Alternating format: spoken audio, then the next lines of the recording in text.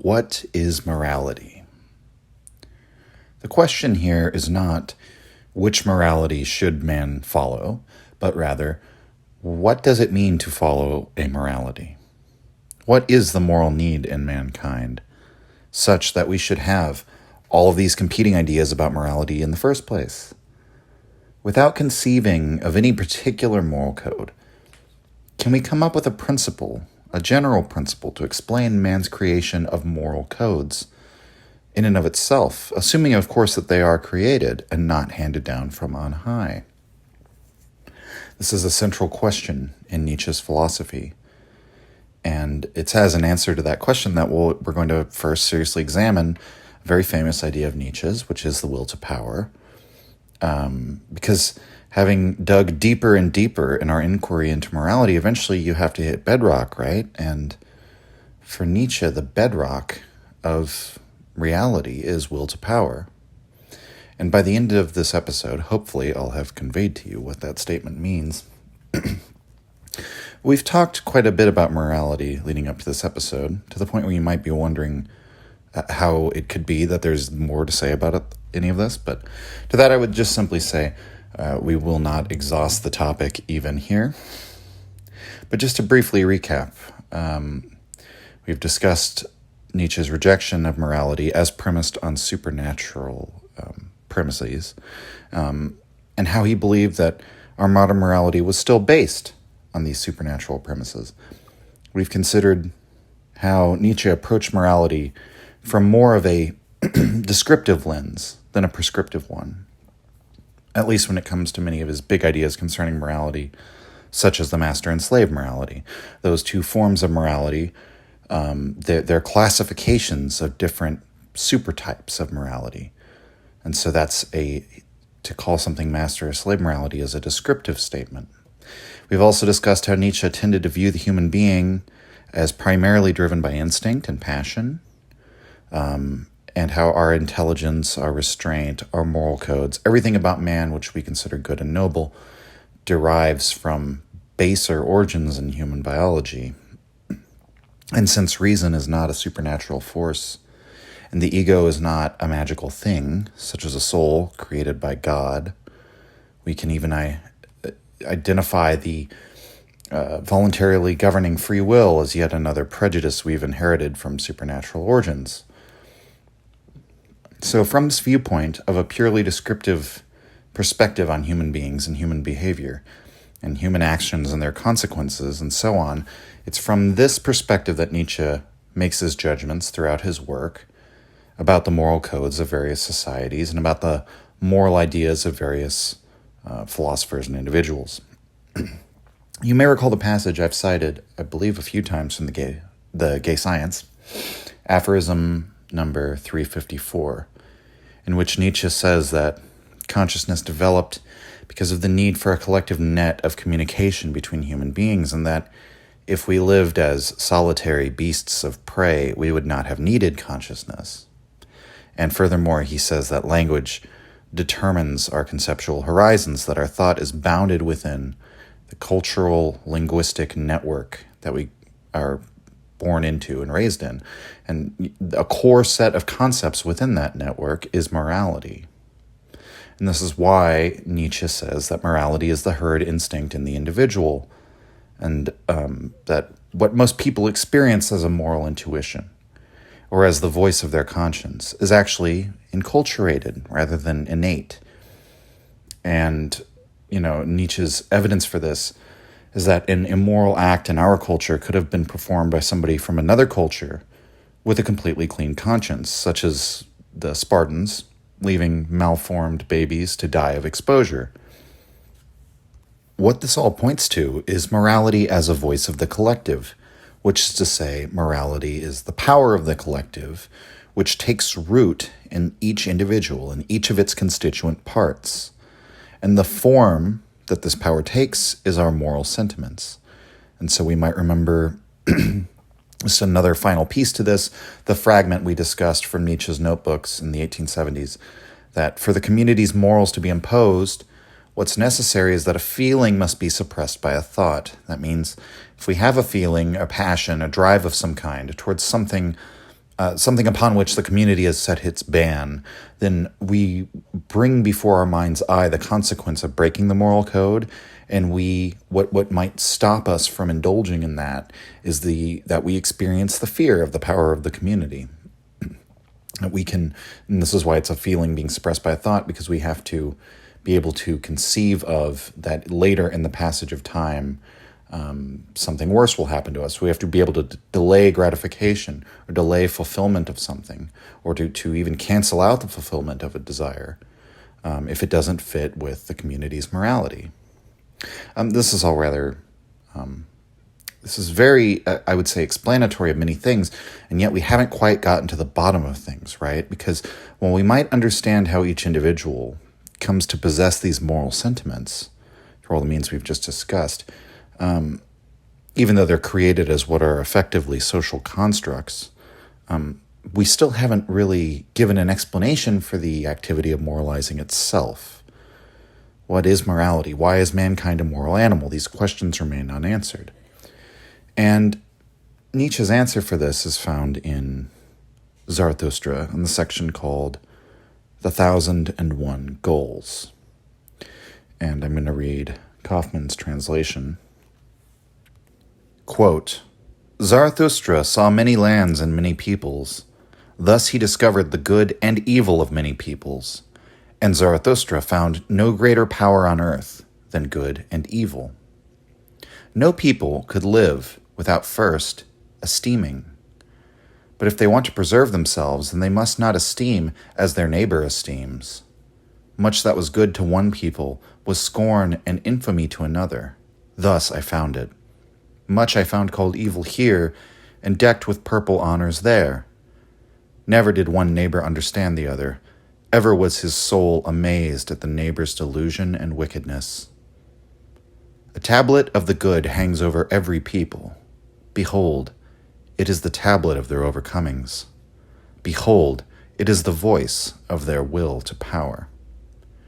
Praiseworthy is whatever seems difficult to a people, whatever seems indispensable, and difficult is called good, and whatever liberates, even out of the deepest need, the rarest and most difficult, that they call holy.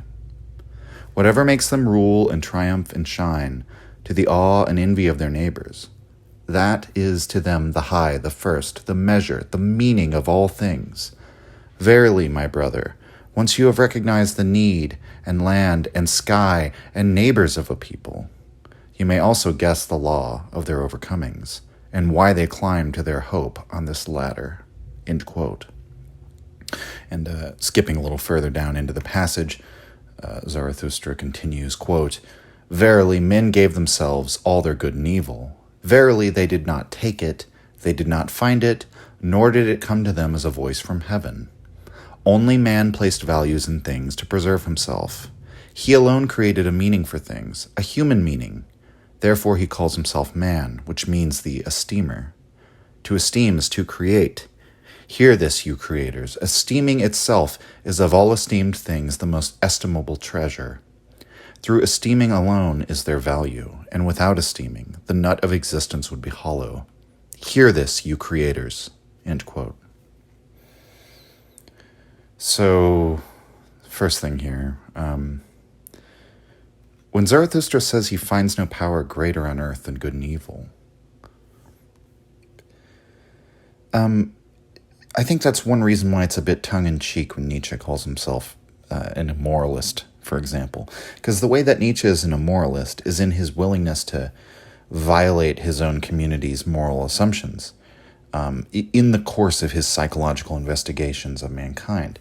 But those same psychological investigations are sort of attempts on Nietzsche's part to get to the heart of understanding morality.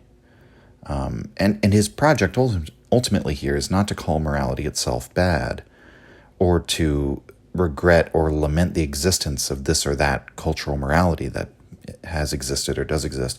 He wants to understand the force that is morality and understand its power, because it is the most powerful thing so far created on earth.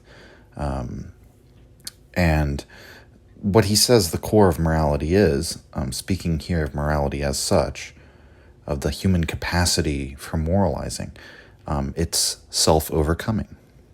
That is what is at the heart of every morality that has ever existed. Each morality is the voice of a culture's self-overcoming. This is Nietzsche's attempt to discover a genuine generic definition of morality. And as for what that means, I'm gonna go ahead and quote from Kaufmann here in his book Nietzsche, Philosopher, Psychologist, Antichrist. This is right at the beginning of chapter 7, which is page 211, the edition I have, where he talks about the difference between creating a moral code and what Nietzsche's doing, which is creating a generic definition of what morality itself is. And it's essential that we understand the difference in what we're talking about here. So here's Kaufmann, quote, "What is at stake is clearly something different from any attempt to develop a system of ethics. Even a very brief contrast with Kant and Mill shows this. Kant insisted that man is not morally good unless his conduct is marked by the total absence of any psychological inclination and motivated solely by respect for reason. And Kant opposed all other views of morality as sheer perversions. John Stuart Mill, on the other hand, did not similarly repudiate Kant's ethics. Rather, he claimed that, quote, to all those a priori moralists who deem it necessary to argue at all, utilitarian arguments are indispensable, end quote, and adduced Kant's moral philosophy as his prime example. To this extent, at least, Mill, instead of opposing his own utilitarianism to other conceptions of morality, seems to have advanced it as a formulation of the essence of all moral codes," end quote. And then Kaufmann then includes a quotation from Kant himself, quote, "Without any inclination solely from duty, only then does it have genuine moral value," end quote. So just to make clear that Kant believed in morality as a sort of purely rational activity of the human being, that a moral act had to be strictly motivated by duty, and duty in the Kantian ethos is something arrived at by reason. Moral acts cannot be calculated according to the pleasure or advantage they give, which is the way Mill does it. So anyway, back to the text. Kaufmann goes on to say, quote, "Mill could include Kant's ethics within the fold of utilitarianism only on the basis of a crucial misunderstanding of Kant. For expediency was not a matter of concern for Kant at all. Moral worth was, to his mind, solely a function of the rationality, i.e. consistency, of the maxim according to which the action was resolved. Any inconsistency, he thought, might be made explicit by universalizing the maxim and determining whether its universal adoption would give rise to a situation in which the maxim could no longer be applied. Whether Kant's ethics is preferable to Mill's is not the question here, but as a generic definition of morality, utilitarianism would fail to include Kant's morality. Nor is Kant's the only one. The force of his ethics is due in large part to the fact that he crystallized elements that had long been implicitly in the Western religious tradition, which commanded man to do good because God willed it, regardless of consequences," end quote. And so, yeah, I think that's relatively clear. Even you could, because I could foresee the objection, like, oh, well, every moralist tries to come up with a generic definition of morality, right? But ultimately, when you look at the moral axioms they're operating from, they are mutually exclusive, and that's not really what Nietzsche has aimed at. What he's looking for, actually, is an element, a key element that exists in both systems, the element that leads us to say that what Kant was doing was morality and what Mill was doing is morality, even in spite of the differences between them, right? What is it about the activity of moral philosophy that is present in both works? Now, Kaufmann does go on to say, in his argument, is that the key element in both systems is, drumroll here, self-overcoming, which is what the way we've put it before. So what do we mean by this? What is the commonality between these incompatible moral systems of both Kant and Mill? Not to speak of, Christian morals and Islamic morals and Buddhist morals and so on.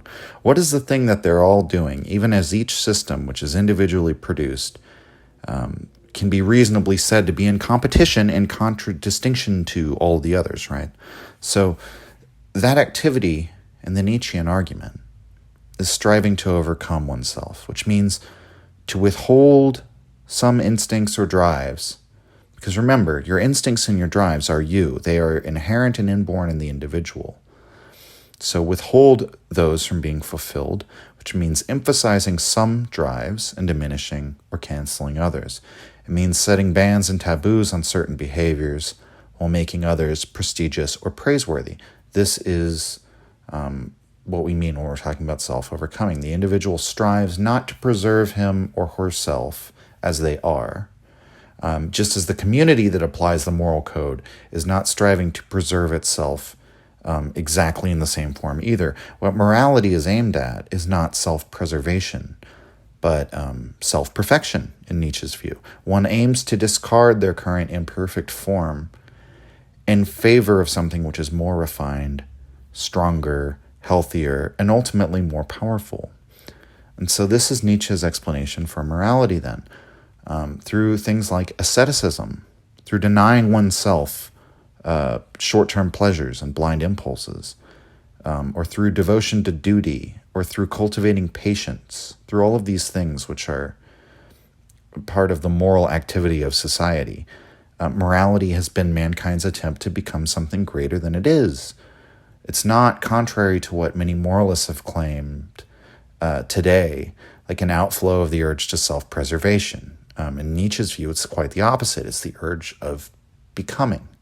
And the goal of this process of becoming is the expansion of power. And I'm going to quote Kaufmann again, page 213, because he puts it so well. Quote, "That Kant's ethic, as well as, say, the Ten Commandments, exhibits this character seems clear, and the element of self-overcoming is no less essential to the utilitarian position.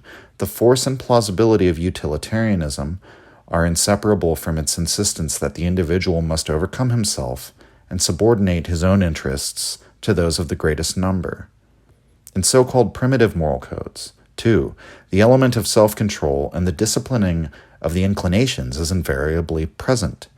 Self-overcoming may thus be considered the common essence of all moral codes, from totem and taboo to the ethics of the Buddha."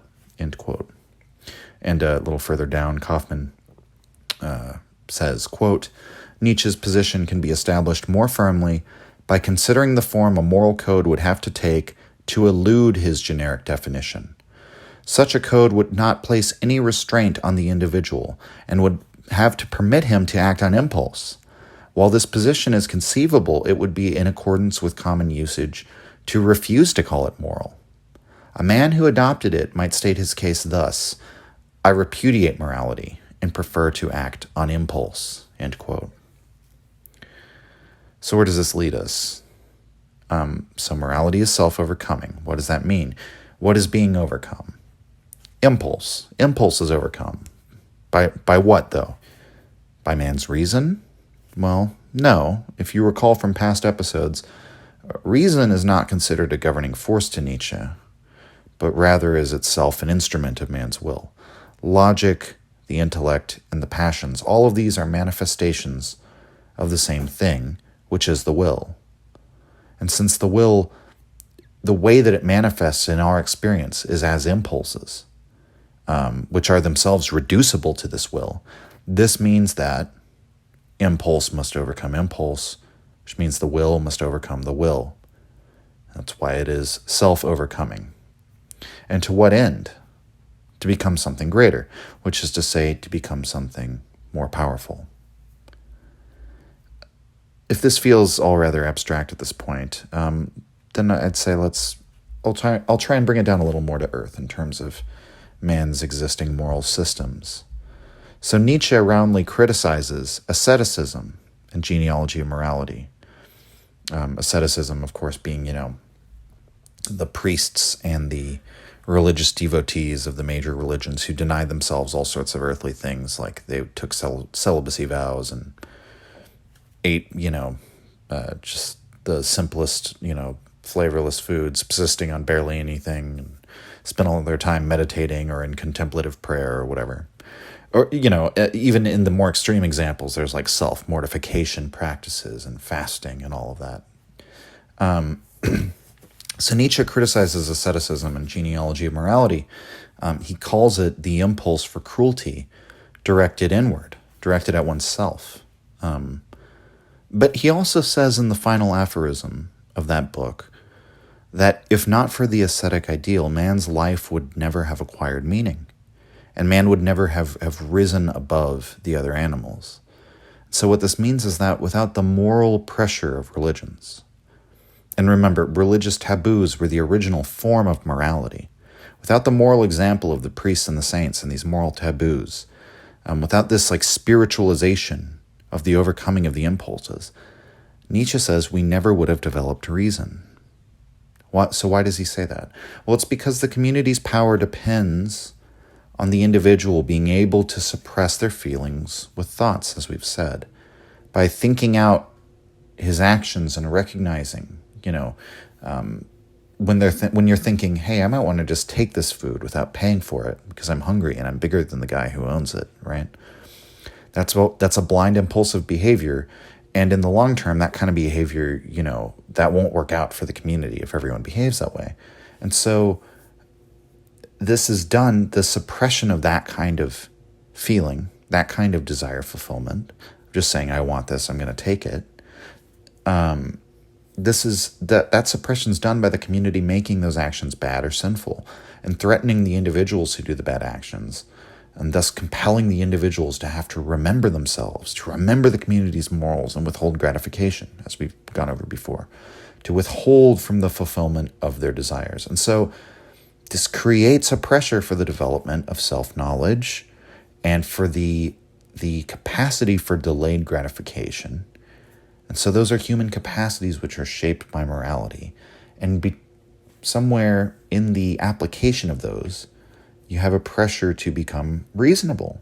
And reason is the form, or it's the fruit of the community's self-overcoming through morality, shaping its members into something more perfect, which is to say, the individuals begin to act in a way which is more harmonious with the goals of the community as a whole. And as we said, it's done through the fear of the community's power. So without reading that passage again in his notes where he talks about that, there's a different passage in the Dawn, aphorism number 18. He makes it clear that this elevation of mankind was consequently achieved through cruelty and suffering. Quote, "The least step forward in the domain of free thought and individual life has been achieved in all ages to the accompaniment of physical and intellectual tortures. And not only the mere step forward, no, but every form of movement and change has rendered necessary innumerable martyrs throughout the entire course of thousands of years, which sought their paths and laid down their foundation stones. Years, however, which we do not think of when we speak about world history, that ridiculously small division of mankind's existence. And even in this so-called world history, which in the main is merely a great deal of noise about the latest novelties, there is no more important theme than the old tragedy of the martyrs who tried to move the mire. Nothing has been more dearly bought than the minute portion of human reason and feeling of liberty upon which we now pride ourselves.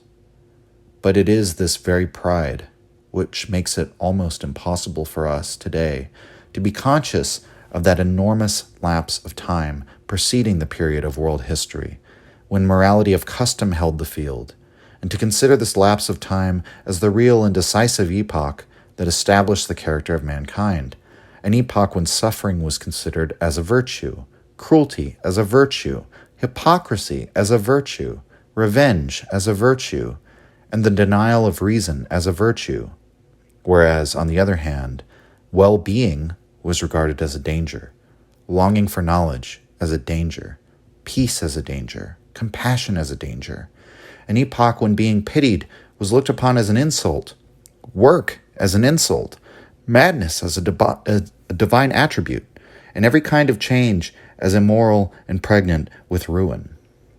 You imagine that all this has changed, and that humanity must likewise have changed its character. O ye poor psychologists, learn to know yourselves better." End quote. I love that last line too, because telling the psychologists to know themselves better, which he's right, it is very ironic. Many of them don't seem to know themselves.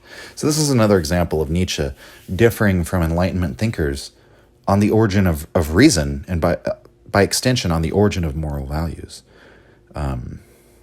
It's why he writes in Beyond Good and Evil, aphorism 23, of the quote, derivation of all good impulses from bad ones, end quote.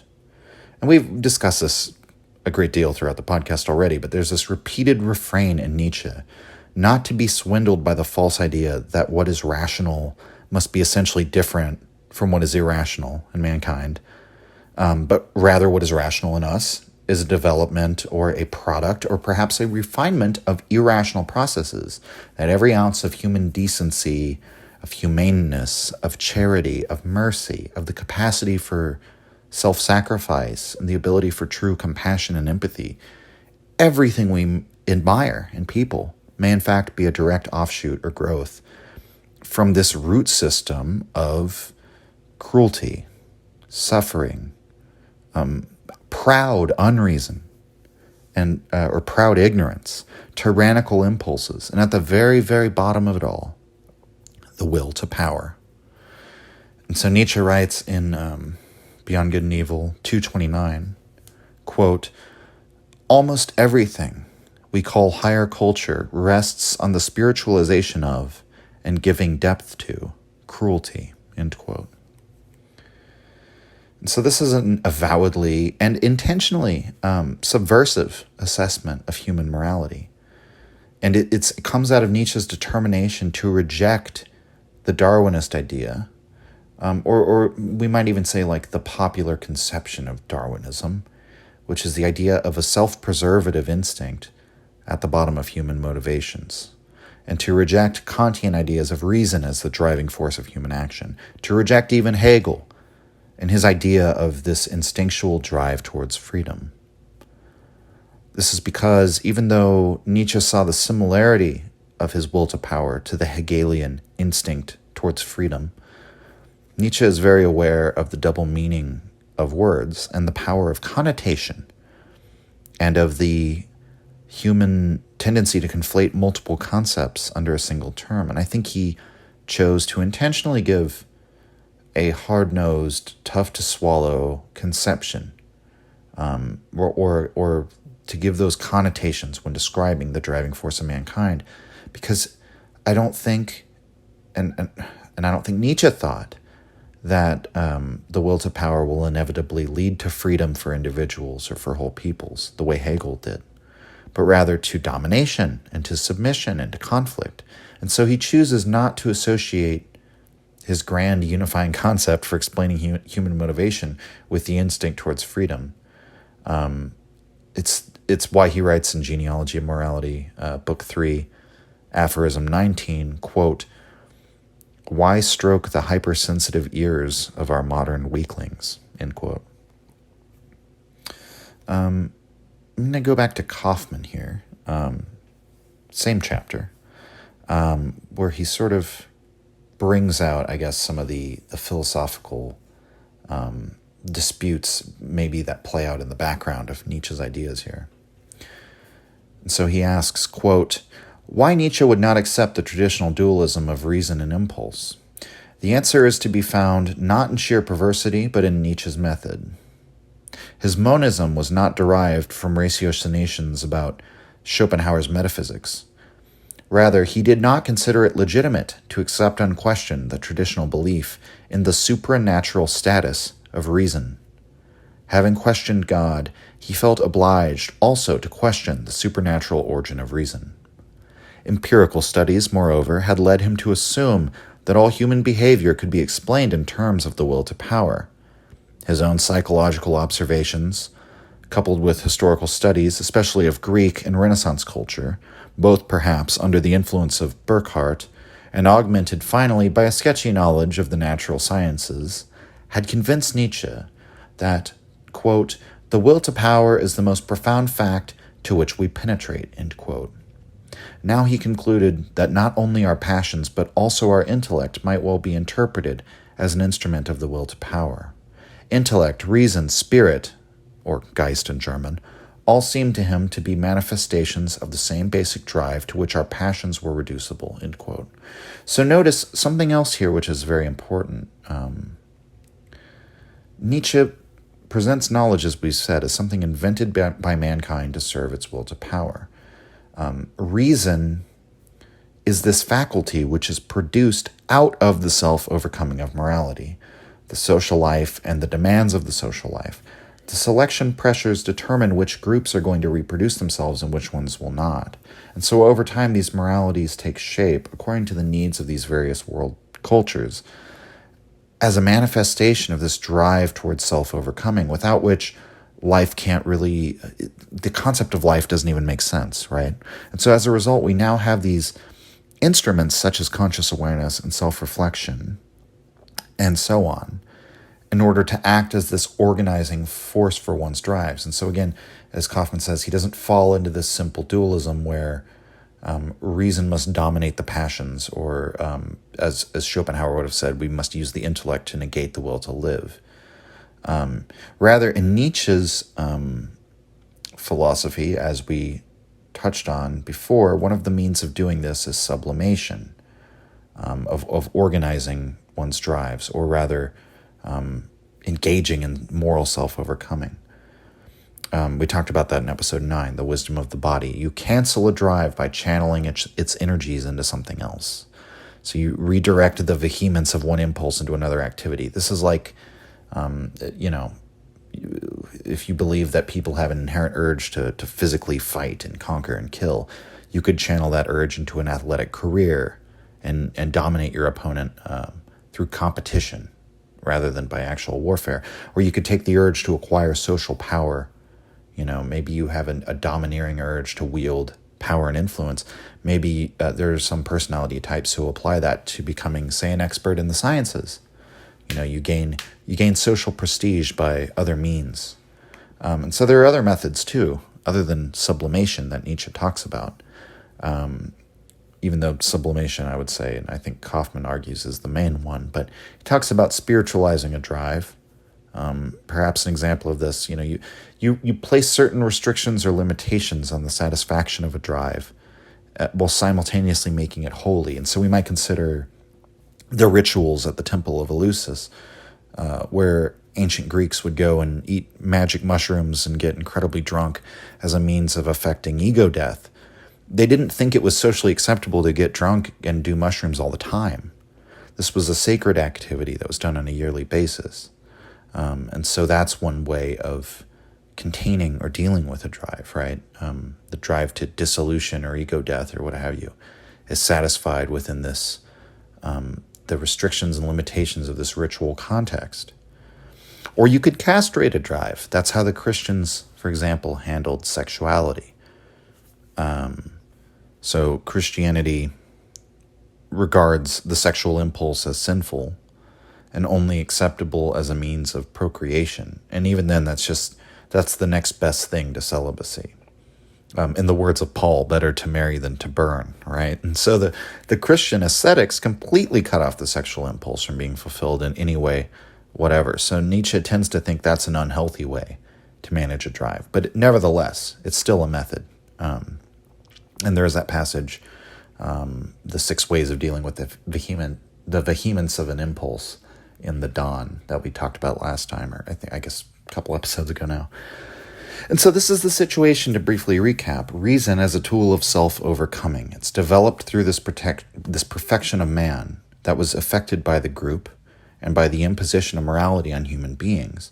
And through that faculty of reason, we now have this power to manage our drives in a way that the animals do not. And Nietzsche, far from being like this irrationalist in the absolute sense, as he's somehow portrayed, he instead respects the person of education, the person of letters, the man of duty and of conscience, as being this person of higher culture. He reminds us that, he's reminding us what the immoral and lower things that this higher culture is a product of. But he's not repudiating or discarding mankind's achievement of this higher culture. Rather, he celebrates it. He thinks we also shouldn't be ungrateful to all that mankind which gave us the higher culture. And this is a real problem, actually. And it's one of the central conflicts that he's trying to solve, because morality, in a sense, it is that rejection. It is that contempt, that disgust for those drives which are considered ugly or undesirable, right? That's how the refinement of man was achieved, after all. So understand the nuance here. Nietzsche thinks that Christianity, for example, was unhealthy because it afflicted mankind with guilt and a bad conscience about himself and about his own nature, including his most basic needs like the sexual impulse.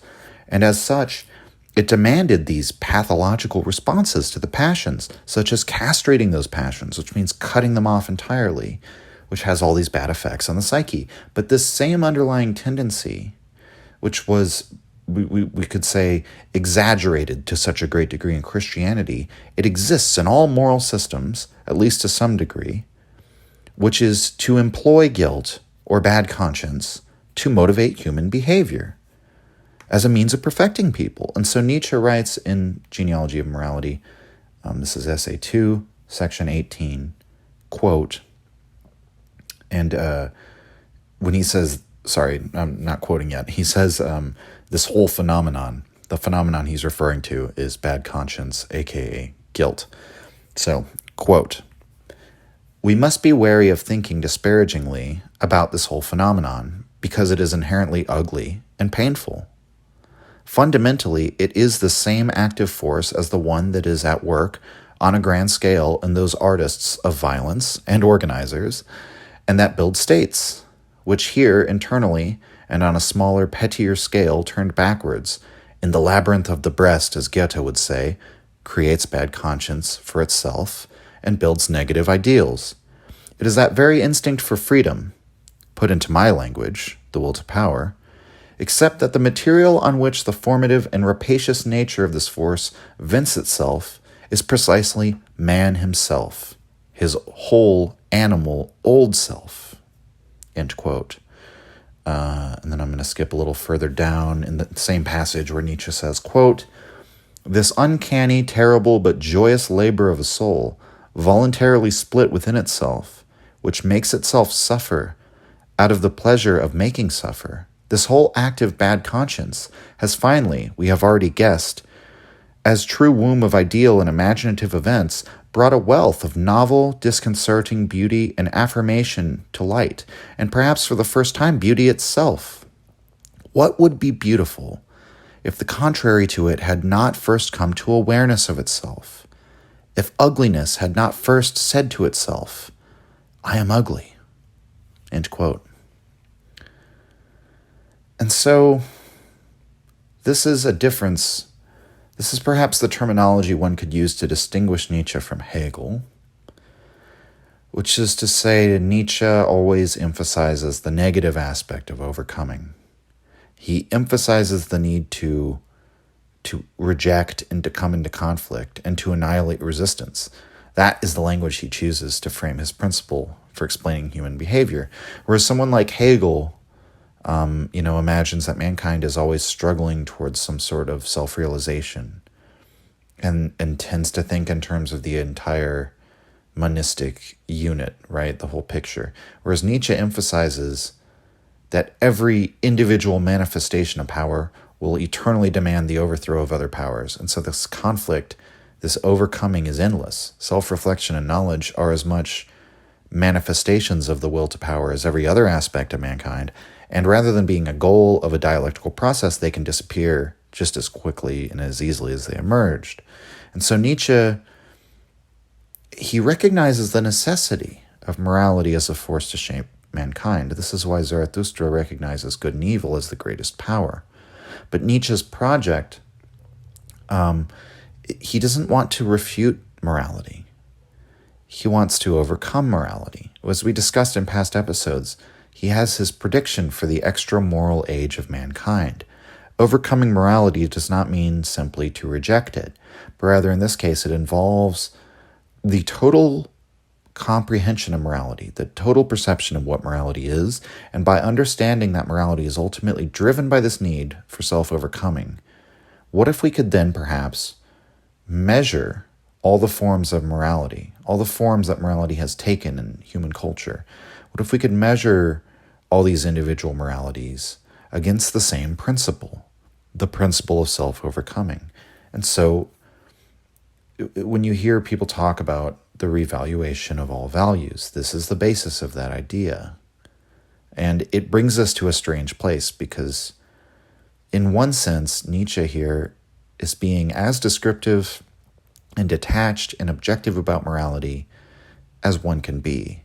And in another sense, he's looking for a basis for a prescriptive morality, right? That he's employing his reasoning, this interpretation of morality towards his own ends. This is where the ought and the is intersect. That's Nietzsche's project here, to understand what morality is and thereby perform a sort of meta-analysis by which we could evaluate moral systems and decide which ones are healthy or unhealthy, or decide what about certain systems, what aspects of certain systems are healthy and which aspects are unhealthy. Because the elements of self-repudiation and guilt and bad conscience and pity, all of these that we inherit from Christianity, these are very unhealthy. But Nietzsche, in some sense, he's looking for a way to retain the elevation of mankind that all of those elements brought forth, and then abolish all those pathological aspects to transcend this current model, and therefore shed all of those negative things that were sort of the cost of mankind's elevation.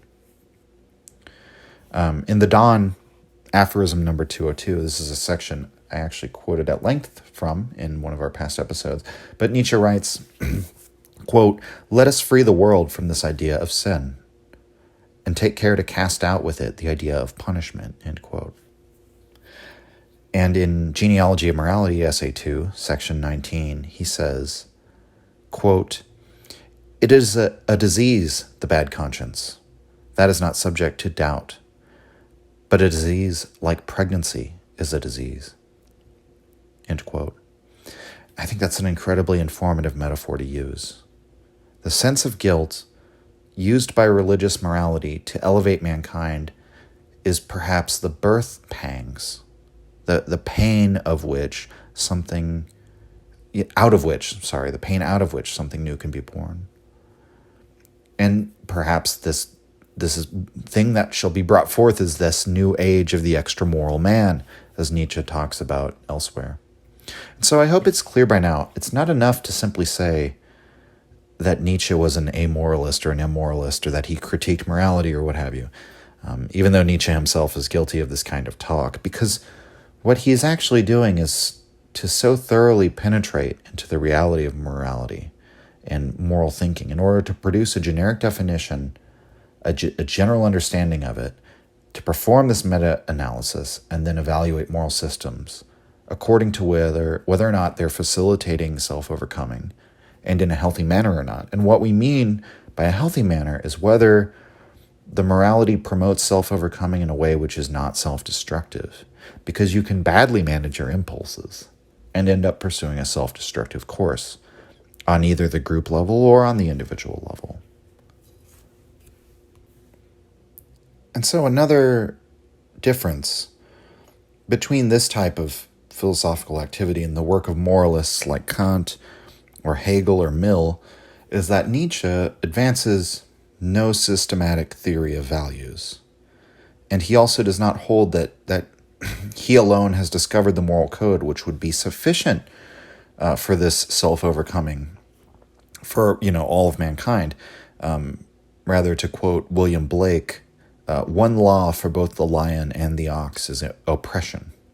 And so Nietzsche does not have his set of values that he personally esteems, that he does have that, but he doesn't have one that he thinks that all the world should esteem his values, is the wish. But he does have his values that he personally esteems.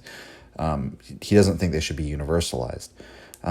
We discussed in the last episode, he thinks that qualities like politeness and honesty are a sign of a noble individual. We've also discussed how he believes the free spirit, the man who passes through multiple convictions and is bound to none of them, it's like the intellectual jewel made possible by our higher cultures, right? And so he doesn't attempt to, as Kant does, outline a series of actions or virtues that are universal and necessarily lead to the increase of self-overcoming. To Nietzsche, that project he would see that as nonsense. The good of the owl cannot ever be equivalent to the good of the mouse. The law for the lion will never be the same as the law for the oxen. And so this is why I think most often Nietzsche once again expresses himself in negative terms whenever he talks about moral systems, rather than, in affirmative terms. So he writes in Beyond Good and Evil, number 225, quote, "Whether it be hedonism or pessimism or utilitarianism or eudaimonism, all these modes of thought which assess the value of things according to pleasure and suffering, that is to say, according to attendant and secondary phenomena, are foreground modes of thought and naivetés which anyone conscious of creative powers and an artist's conscience will look down on with derision." End quote. So a couple things to note in that passage. For one, pleasure and suffering are secondary phenomena. As Nietzsche says in passages that we went over in episode 9, suffering and pleasure are not objective experiences. They're subjectively generated experiences that are produced by the will in order to push the individual or pull the individual.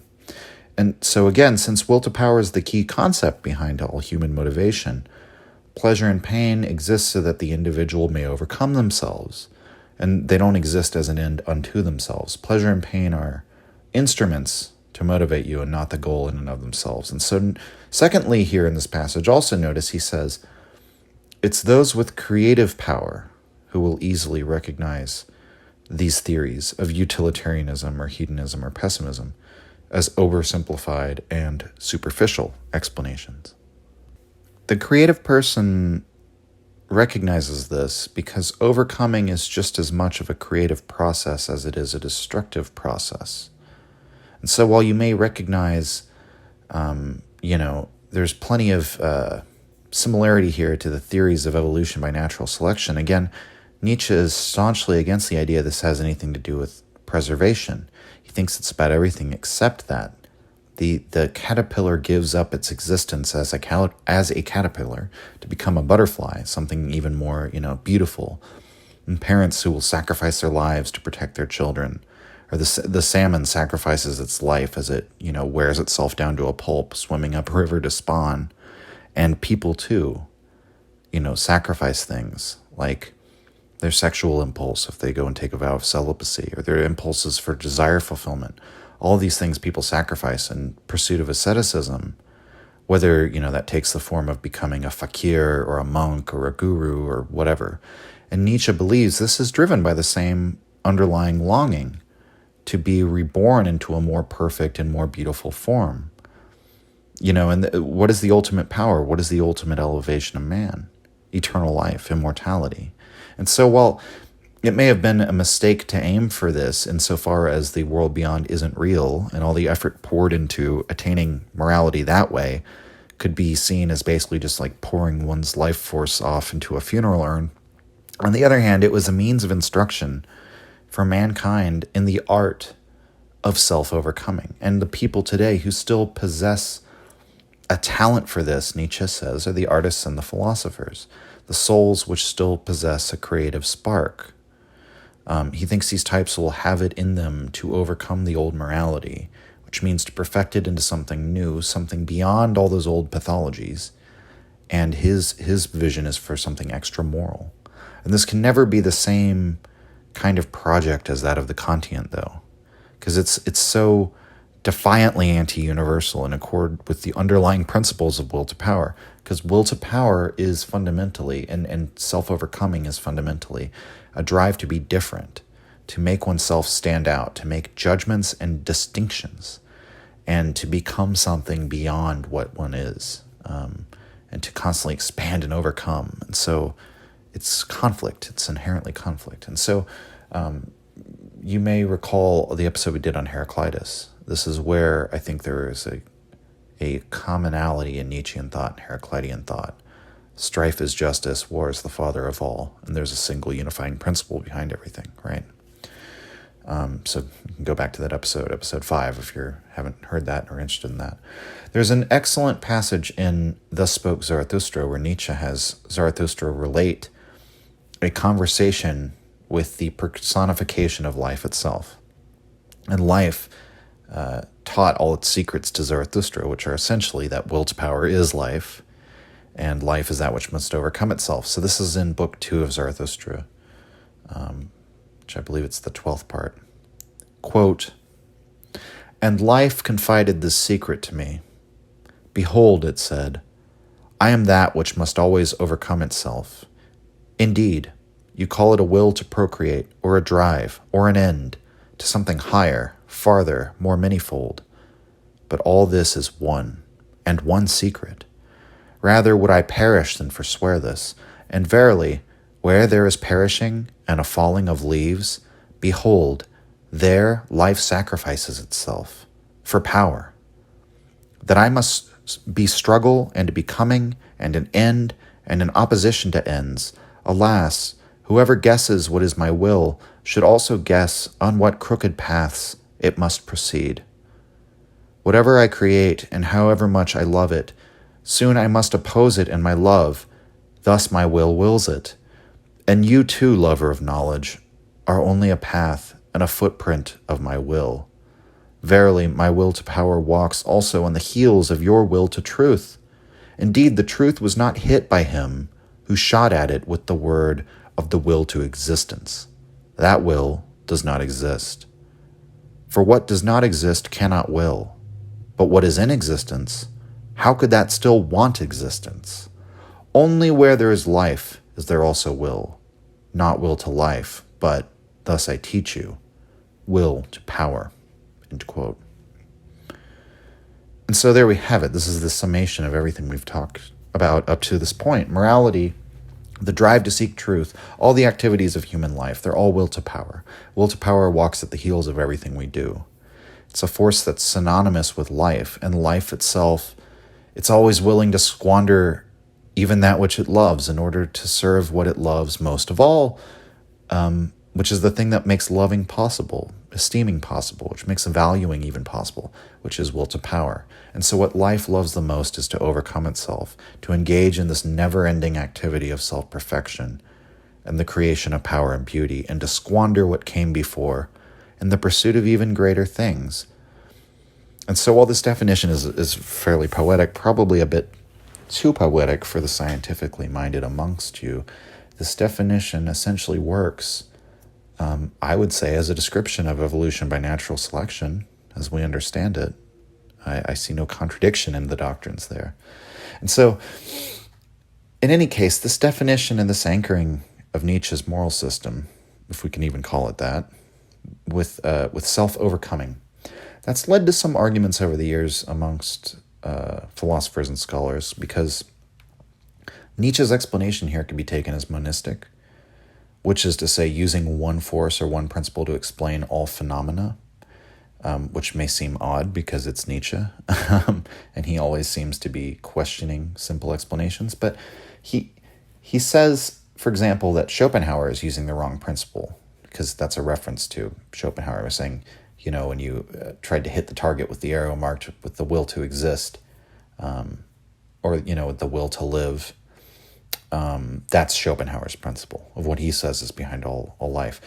Nietzsche says, no, that's the wrong principle. It's not a will to live, because everything which can will is already alive, right?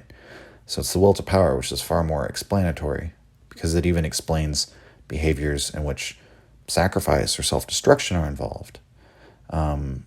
But so what he's willing to criticize monisms, which he thinks gets it wrong, but it does certainly seem like he is perfectly comfortable with putting forward a monism, putting forward a single principle in the form of will to power. And he explains how he arrives at this monism in Beyond Good and Evil, aphorism 36, where he says that we have to ask, quote, whether all mechanical occurrences are not, insofar as a force is active in them, will force, effects of will, end quote. And then he goes on to say, quote, suppose, finally, we succeeded in explaining our entire instinctive life as the development and ramification of one basic form of the will, namely of the will to power, as my proposition has it. Suppose all organic functions could be traced back to this will to power, and one could also find in it the solution of the problem of procreation and nourishment. It is one problem. Then one would have gained the right to determine all efficient force univocally as will to power. The world viewed from inside, the world defined and determined according to its intelligible character, would be will to power, and nothing besides." End quote. And so I think one could justifiably question, at this point, why one ought to want to reduce our explanation of all life to a single factor in the first place. But I think just to steelman Nietzsche's argument here, Nietzsche's goal, I don't think, is to make things simpler than they have to be. I think what he's doing, actually, he's trying to find as few starting axioms, as few starting principles as possible, and the fewest you could have is one, right? But the fewest axioms you need from which you can derive all the other principles, right? And so I don't think he's trying to erase all the other motivations and factors. He's trying to find a language for talking about motivation itself in a way that's as meaningful and as substantive as possible, of explaining all the different drives of mankind in the same way of saying, what is the common thread of what we call morality, right? What do we mean? I think he's saying, well, what do we mean when we talk about life, and what is the defining factor of life as a phenomenon in this reality? And so that's how I think he comes to this explanation of life and of drives and of man's moral drive in terms of this one principle. And yet, this monism seems to kind of have to split, doesn't it? Because then you have to split it into the impulses that must be suppressed and the impulses that must prevail. So if life is overcoming, must there be something that is doing the overcoming and another thing which is being overcome? I'm going to go back to Walter Kaufmann here. This is on page 238 because he has an interpretation of this. Quote, "The will to power is the air of Dionysus and Apollo. It is a ceaseless striving, but it has an inherent capacity to give form to itself. Because its way of manifesting itself is ever new guises, is one of its most striking characteristics. Nietzsche speaks of its proteus nature. In overcoming or sublimating itself, it appears in a strange dual capacity. It is both that which overcomes, for example, reason, and that which is overcome, for example, impulse. In Aristotelian terms, it is both matter and form. In Hegel's, it is both substance and subject." End quote. I do want to stress at this point, I felt it necessary to sort of bring that up and talk about it, but I think that whether one expresses will to power in monistic or dualistic terms, or the argument over whether it's best expressed one way or the other, I don't think that debate matters all that much. I don't think Nietzsche himself was really committed to insisting on will to power as a single principle, as a sort of ontological true reality. And I don't think he would have objected to expressing it in dualistic terms if that was appropriate. As Kaufmann says, he might have been struggling towards the same insight when he wrote about Dionysus and Apollo as this sort of dual force of artistic power in Greek tragedy. And that's all the way back in his first book. And so it's simply a different way or different degrees of refinement of talking about the same thing. And I think Nietzsche made it clear enough in a lot of different places in his work, but particularly in Beyond Good and Evil. These conceptual frameworks are instruments which we use, and we should not confuse them for having some sort of objective reality. So my position on the debate about whether will to power is monistic, or not, it ultimately breaks down into dualism or whether it's monistic, and I don't think it really matters. I think the only possibility for a full understanding almost demands that you ignore all these attempts to easily summarize Nietzsche's positions with a single term. And so, with that being said, maybe you're wondering at this point, is there any clear, concrete takeaway from these considerations about morality and this Nietzschean model of the human being? Because if we're not going to get a moral system out of it, so to speak, because ultimately, we've said that while Nietzsche has his own personal evaluations or personal moral preferences, we can't produce a single universal moral code. Is there anything of practical value we can derive from this? This what I've called a moral meta-analysis based on the will to power principle? Well, yes, I believe there are several things. And I think if you followed along from the beginning of the podcast all the way up to this point, this is where I think a lot of the groundwork will bear fruit, and you'll be able to use Nietzsche's method of analysis from now on at your leisure. So let's consider the end of the first aphorism of the Antichrist. Nietzsche writes, quote, "The formula of our happiness, a yes, a nay, a straight line, a goal," end quote. Very straightforward, but just to comment on it, unlike a lot of the old moral philosophers, Nietzsche's not going to tell you what the goal is. He cannot really tell you what the goal is, in fact, but we can say that a goal, and more than that, a clear line to the goal, that is synonymous with happiness, which means the goal has to be both discovered and created. It has to be discovered from within your own drives. That must be examined under the light of reason so you can understand what is the most worthwhile goal at which all my drives aim. What's your goal among all your goals to which all the others can be subordinated?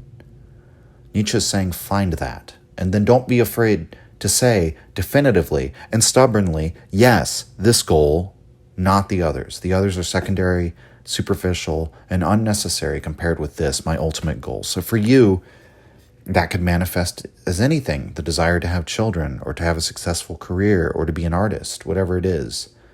You have to discover that and then make this goal definitive and non-negotiable and spiritual for you. Nietzsche gets even more direct in the next aphorism, in the Antichrist. And by the way, I think the reason for this is that the Antichrist was supposed to originally be the first installment in a series on the topic of will to power, this planned magnum opus, but he includes his own definitions of what is good and what is evil, speaking in the sense of this meta-analysis of morality that we've been talking about. So Antichrist aphorism 2, quote, "What is good? Whatever augments the feeling of power, the will to power, power itself in man.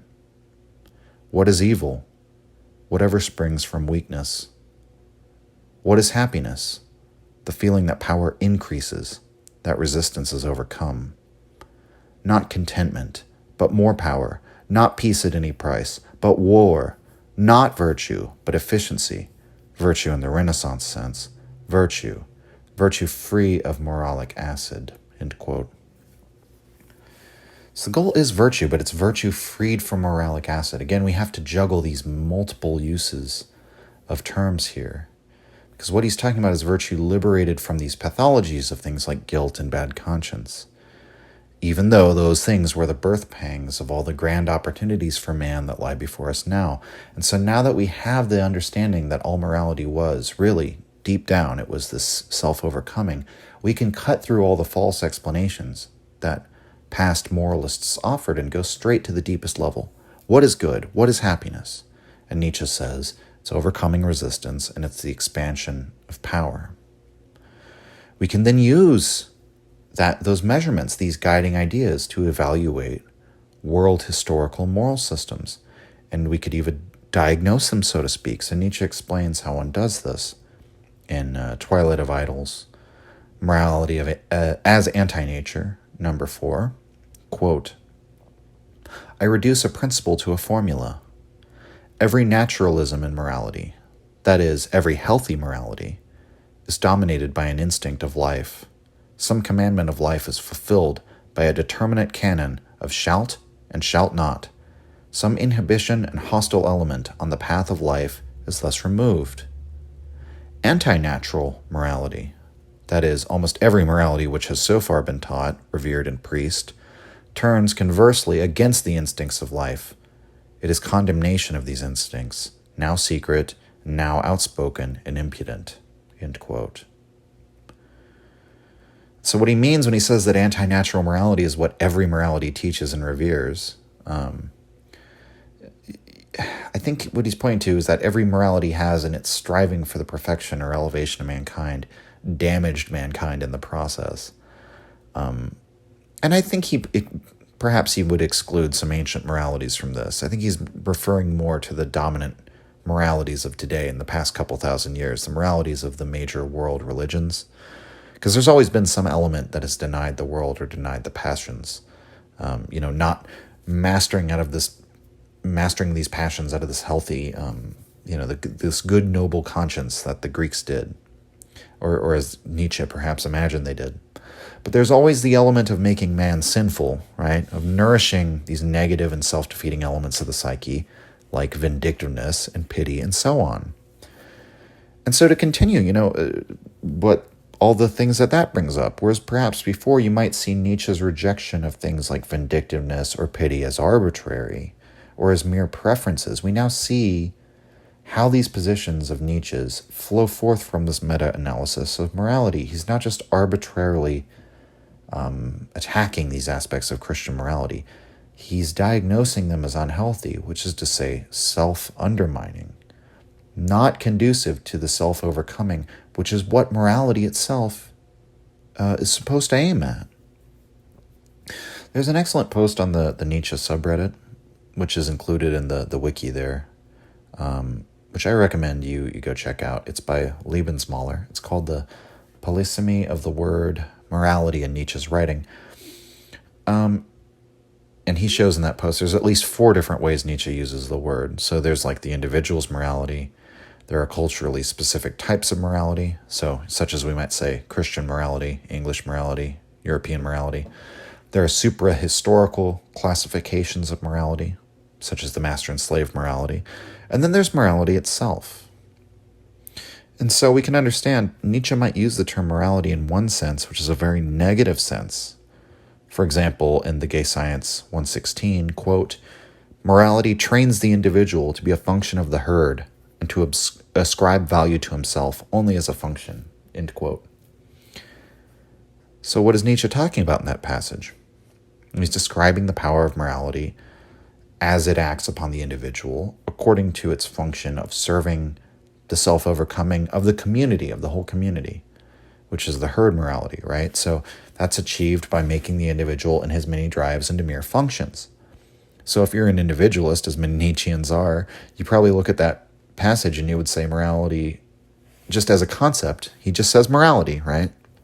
It's presented in a negative light as the herd instinct. Whereas we might contrast this with Beyond Good and Evil, aphorism 32, quote, "The overcoming of morality, in a certain sense, even the self-overcoming of morality, let this be the name for that long secret work which has been saved up for the finest and most honest, also the most malicious consciences of today, as living touchstones of the soul," end quote.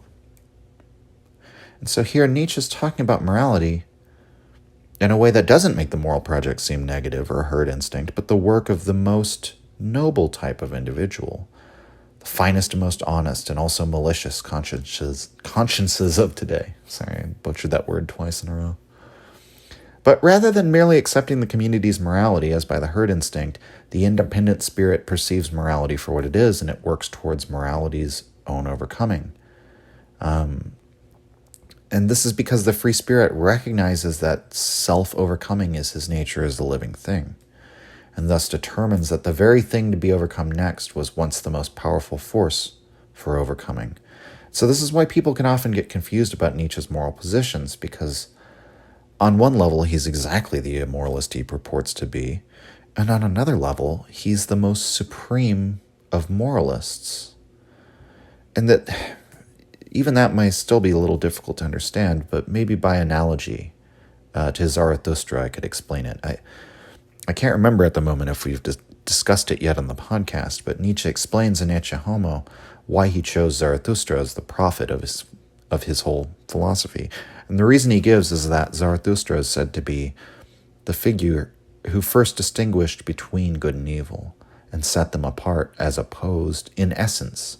And so naturally, as he was the first to make the mistake, he would be the first to recognize the mistake. And so Nietzsche chooses to put his philosophy, his explanation for man and mankind's nature, into the mouth of the oldest moralist. But he's the man who moralizes so purely, that he gets to the heart of the very activity of morality, and then by that same token, he transcends it. And so we arrive at the overcoming of morality by the road of morality itself. And that's the transvaluation of values, or the revaluation of all values. It's a creative act and the creation of something new, but it's accomplished as it always is, through not as a rejection of what came before, but its perfection and its transcendence. The point at which a drive becomes fulfilled so perfectly that it undoes itself, it becomes transformed. The creator of new values is just like an artistic creator. They're not constrained by the laws of tradition or convention. But yet, rarely if ever is there a true innovation that doesn't build upon what came before. And so Jesus himself said famously, he came not to abolish the old law, but to fulfill it. Jesus is actually the perfect metaphor for how the old law can be so completely fulfilled as to be transcended by that same act, right? Through being sacrificed, the entire moral system of legalistic servitude set forth in the Old Testament is overcome. And Nietzsche uses just this analogy of Jesus in Beyond Good and Evil, aphorism 164, quote, Jesus said to his Jews, "The law was for slaves. Love God as I love him, as his son. What are morals to us sons of God?" End quote. And I think Nietzsche's interpolating a little bit there, but I do recall that passage where he says, does it not say in your law that all of you are gods? So as a final note, we might be wondering, what form will this creation of new values take then? What is the practical reality of the transvaluation of values? Is Nietzsche talking about starting new religions? Is he talking about imposing one's will or one's ideology? Is he talking about proselytizing to the masses about his new extramoral age, this new understanding of morality? And in short, the answer to all these questions is that for most of you, probably not. I mean, just consider whether you think it's likely you're ever going to do any of those things. Maybe you will, I don't know. But more importantly, whether you think it would be worthwhile to do those things. I think even beyond that consideration, Nietzsche's not expounding these insights on morality so that you might go on a moral crusade. That's something externally directed and wrapped up with these ideas of like progress and social critique and all that. He says the audience he's writing to are the free spirits, these people who have the opportunity to shape their own character, to apply reason as this organizing force, as we've been talking about, upon all these contradictory wild impulses. And so first and foremost, before you even can think about embarking on some moral crusade, I think the first task of the revaluation of values has to be something that occurs inwardly, as regards oneself, one's own morality, one's own relationship to their will to power, and the goals of their self-overcoming. That all has to be understood first. And so we'll conclude now with a reading on that very topic. This is from the Gay Science. It's number 290. It's an aphorism called "One thing is needful." And here's the entire thing to close us out. Quote, "One thing is needful, to give style to one's character, a great and rare art. It is practiced by those who survey all the strengths and weaknesses of their nature, and then fit them into an artistic plan until every one of them appears as art and reason, and even weaknesses delight the eye. Here a large mass of second nature has been added. There a piece of original nature has been removed, both times through long practice and daily work at it. Here the ugly that could not be removed is concealed. There it has been reinterpreted and made sublime. Much that is vague and resisted shaping has been saved and exploited for distant views. It is meant to beckon toward the far and immeasurable. In the end, when the work is finished, it becomes evident how the constraint of a single taste governed and formed everything large and small. Whether this taste was good or bad is less important than one might suppose, if only it was a single taste. It will be the strong and domineering natures that enjoy their finest gaiety in such constraint and perfection under a law of their own. The passion of their tremendous will relaxes in the face of an all-stylized nature, of all-conquered and serving nature. Even when they have to build palaces and design gardens, they demur at giving nature freedom. Conversely, it is the weak characters without power over themselves that hate the constraint of style. They feel that if this bitter and evil constraint were imposed upon them, they would be demeaned. They become slaves as soon as they serve. They hate to serve. Such spirits, and they may be of the first rank, are always out to shape and interpret their environment as free nature, wild, arbitrary, fantastic, disorderly, and surprising. And they are well advised because it is only in this way that they can give pleasure to themselves. For one thing is needful, that a human being should attain satisfaction with himself, whether it be by means of this or that poetry or art. Only then is a human being at all tolerable to behold. Whoever is dissatisfied with himself is continually ready for revenge, and we others will be his victims, if only by having to endure his ugly sight. For the sight of what is ugly makes one bad and gloomy. End quote. All right, that's all, everyone. Go create yourselves anew into something you can be satisfied with. And I'll see you next week. If you enjoyed the Nietzsche podcast or found it helpful, you can visit us and support the show at patreon.com/untimely-reflections. The link is in the description. Or just share the show with any of your friends that you think might enjoy it or on social media. Thank you for your support.